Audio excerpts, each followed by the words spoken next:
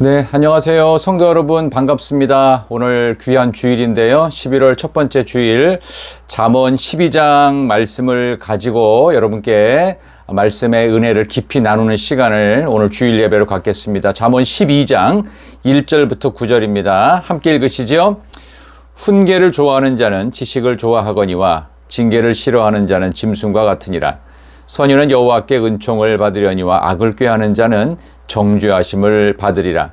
사람이 악으로서 굳게 서지 못하거니와 의인의 뿌리는 움직이지 아니하느니라. 어진 여인은 그 지아비의 면류관이나 욕을 끼치는 여인은 그 지아비의 뼈가 썩음 같게 하느니라. 5절 의인의 생각은 정직하여도 악인의 도모는 소금이니라. 악인의 말은 사람을 엿보아 피를 흘리자 하는 것이거니와 정직한 자의 입은 사람을 구원하느니라. 악인은 엎드러져서 소멸되려니와 의인의 집은 서 있으리라. 사람은 그 지혜대로 칭찬을 받으려니와 마음이 굽은 자는 멸시를 받으리라. 9절 비천이 여김을 받을지라도 종을 부리는 자는 스스로 높은 채하고도 음식이 핍절한 자보다 나으리라. 아멘. 오늘 주신 말씀을 가지고 11월 첫 번째 주일 스펀지 인생이 됩시다. 스펀지 인생이 됩시다 라는 제목으로 하나님 말씀을 증거하도록 하겠습니다. 잠언 전체의 내용을 보면서 우리가 구절 구절이 다 한편의 설교인 것 같다라는 생각이 들 만큼 한 절 한 절이 설교 한 편을 만들 만큼 주제가 딱딱 정해져 있습니다. 그래서 오늘 11월 첫 번째 주일을 맞고 새로운 이제 한 주간을 시작하는 시작과 같은 주일에 제가 스펀지 성도가 됩시다. 스펀지 같은 성도가 됩시다. 라는 설교의 제목을 잡게 된 것도 여러분들이 오늘 읽게 되시는 이제 잠언 12장의 내용에 있는 키워드의 첫 번째 부분을 제가 다루게 된 겁니다. 잠언 12장의 내용도 보면요. 전체가 다 경구입니다. 신앙의 중간 지대가 없는 것처럼 이러면 이렇고 저러면 저렇다. 그런 식으로 계속 비교를 하고 있는데요. 그래서 키워드를 잘 잡아야 되는데 12장에는 키워드를 세 가지로 잡을 수 있습니다. 하나는 수용성입니다. 듣는 수용성이에요. 두 번째는요. 생명입니다. 생명. 이 생명은 뭐냐 하면은 나의 이익을 구하는 것이 아니라 다른 사람을 살려내는 걸 말하고 세 번째 키워드는 뭐냐 하면은 부지런함입니다. 지혜로운 부지런함. 사람이 부지런해도요. 너무 무지한데 부지런하면요. 그 사람 문제가 많아지거든요. 그래서 오늘 첫 번째 주제인 듣는 수용성에 대한 이야기를 하면서 스펀지 성도, 스펀지 같은 성도가 되자라고 하는 이야기로 내가 말을 하는 것도 중요하고 듣는 것도 중요한데 더 중요한 게 뭘까요? 더 우선되고 더 먼저 되는 게 뭘까요? 그게 바로 듣는 것입니다. 그래서 스펀지처럼 잘 흡수할 수 있는 하나님의 말씀도 듣고 사람의 말도 제대로 듣고 상대의 마음도 정확하게 이해하고 그렇게 해야만 여러분과 저희의 신앙생활, 여러분의 삶의 자리 자체가요 복될 수 있습니다. 우리 그런 점에서 오늘 12장 1절부터 9절까지의 말씀을 한 절씩 보면서 이 말씀의 은혜를 서로 나누고 이 말씀대로 과연 나는 스펀지처럼 잘 흡수하는 인생인지 그래서 복된 인생인지를 점검해보는 귀한 주일이 되시고 이번 한 주간 되시길 바랍니다. 먼저 우리 한번 이 내용을 살펴보면서 전 이해로 이렇게 여러분 한번 살펴보시면 좋겠어요. 여러분 요즘에 그 듣는 것에 대한 이야기가 많이 나오는데요. 이 수용성이라는 것 자체가 믿음입니다. 그래서 사람들이 이제 그렇게 분석을 합니다. 요즘에 최고 MC라고 하는 유재석 씨와 강호동 씨가 있습니다. 이 두 사람에 대해서 둘 다 잘 나가는 최고 MC라고 볼 수 있는데 유재석과 강호동은 서로 다른 특징 갖고 있습니다. 유재석은 여러분이 느끼신 것처럼 잘 들어주는 MC입니다. 근데 강호동은 본인이 말을 잘합니다. 경상도 사투리를 아주 구수하고 세게 하고 본인이 굉장히 큰 반응과 어떤 그 제스처를 취해가면서 강호동 씨는 본인이 말을 많이 하고 유재석 씨는요 상대의 게스트의 말을 많이 들어주는 사람입니다. 나중에 프로그램이 끝났을 때 게스트들의 반응이 어떻게 나오는 줄 아십니까? 유재석과 함께 나왔던 모든 게스트들은요 본인이 게스트 자신이 상당히 많이 부각됐다는 것을 말하고요. 그 다음에 강호동과 함께 나온 사람들은 강호동이 참 잘하더라. 이런 식으로 게스트보다는 MC가 더 많이 부각되는 효과가 있습니다. 자, 그래서 두 사람 다 훌륭한 MC지만 누굴 더 선호하느냐? 유재석을 더 선호합니다.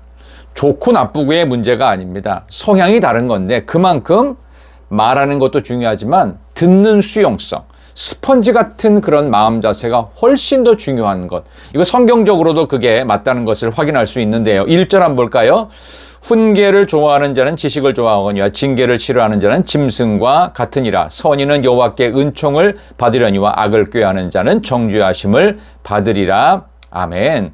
훈계는 성령이라고 말씀을 드렸죠.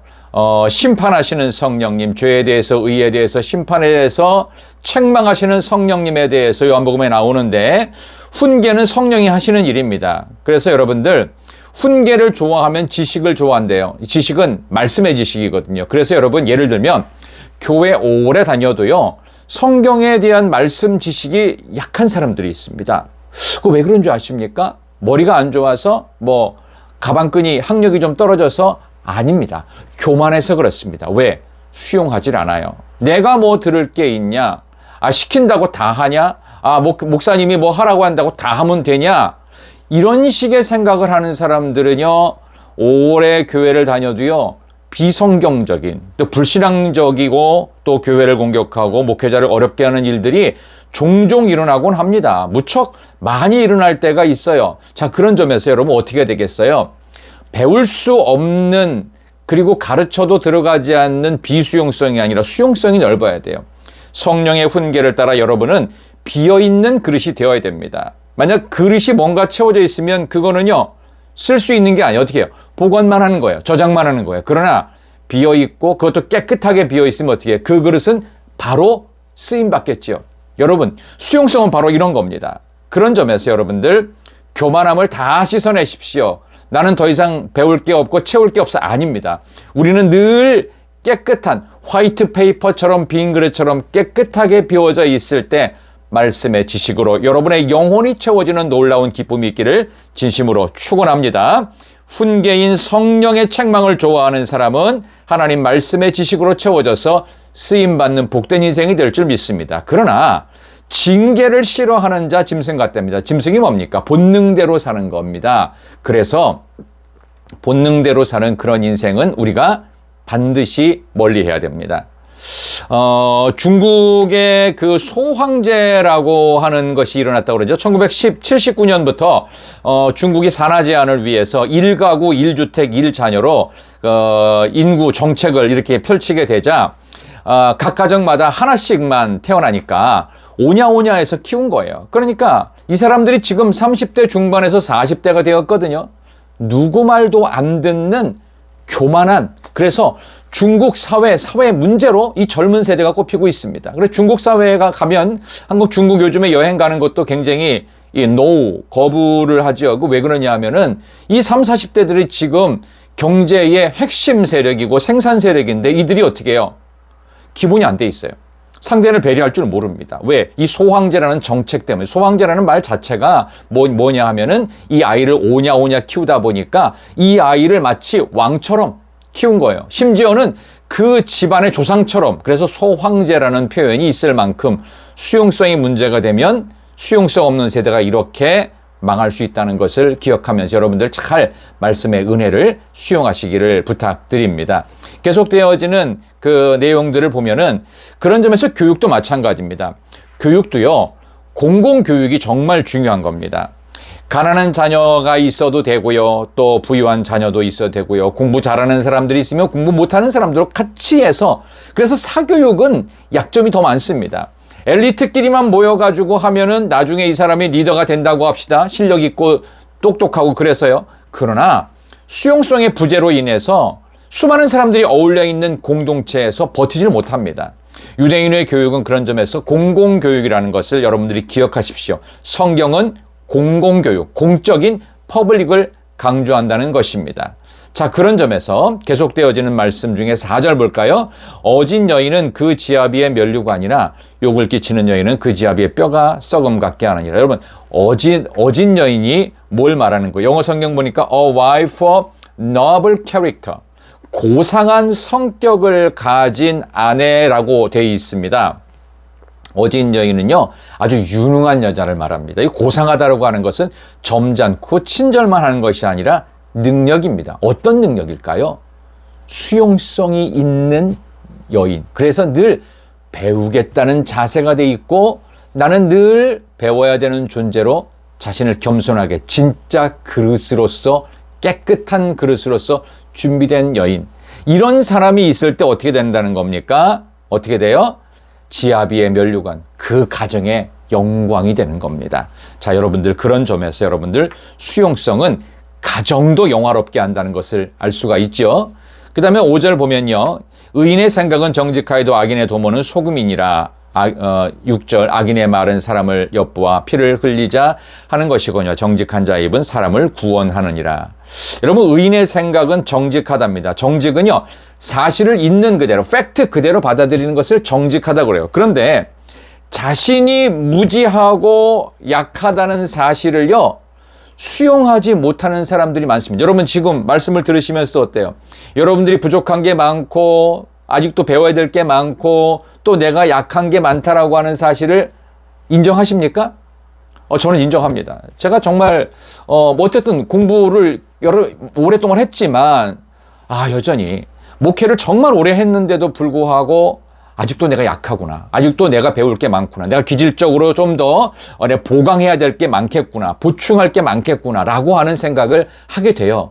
그런 점에서 요즘에 이 병리 현상 중에서 정신승리라는 게 있죠. 이게 중국에서 나온 표현인데요. 정신승리가 뭐냐면 1911년에 중국의 그 당시에 사회를 풍자한 건데요. 루싱이라고 하는 사람이 반봉건주의 비평가입니다. 근데 이 사람이 민중의 근성에 대해서 중국 민중의 근성에 대해서 하면서 책을 하나 썼죠. 아큐정전이라고. 이 아큐라는 이 소설의 인물인데 이 사람이요. 동네 깡패들에게 얻어 터졌습니다. 근데 이걸 어떻게 이해를 하는지 보세요. 이 팩트는 얻어맞았으니까 어떻게 해요? 바로 고발을 하든지 사후 조치를 취해야 되는데 어떻게 하냐면 나는 깡패에게 맞은 게 아니라 아들에게 얻어맞은 것이다. 아들에게 맞았다고 내가 굳이 싸울 필요가 없는 것이다. 이렇게 합리화를 시켜버려요. 이게 맞는 얘기입니까? 그래서 여기서 나온 표현이 정신승리. 나는 정신적으로 승리했다 이거예요.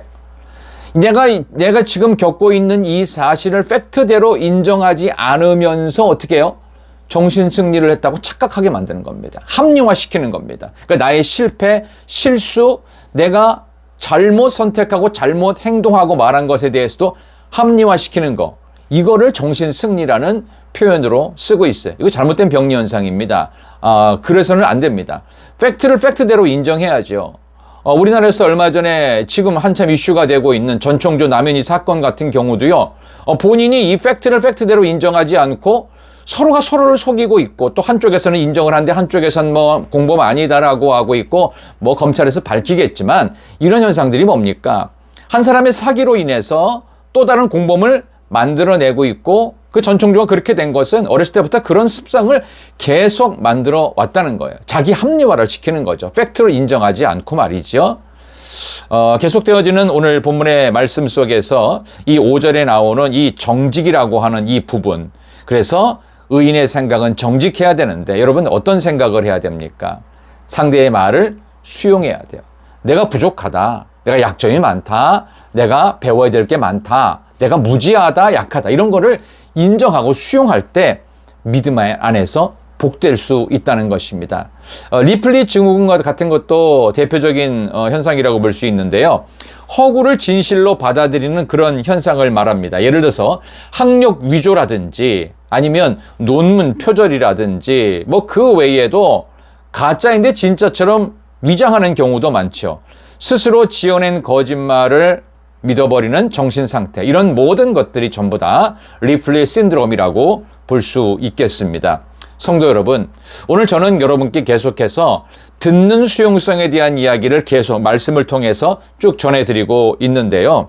성경은 끊임없이 우리에게 강조하고 있는 것들이 하나님의 말씀을, 그래서 요한복음 1장 12절에도 영접하는 자, 곧 그 이름을 믿는 자들에게는 하나님의 자녀가 되는 권세를 주셨다고 그랬습니다.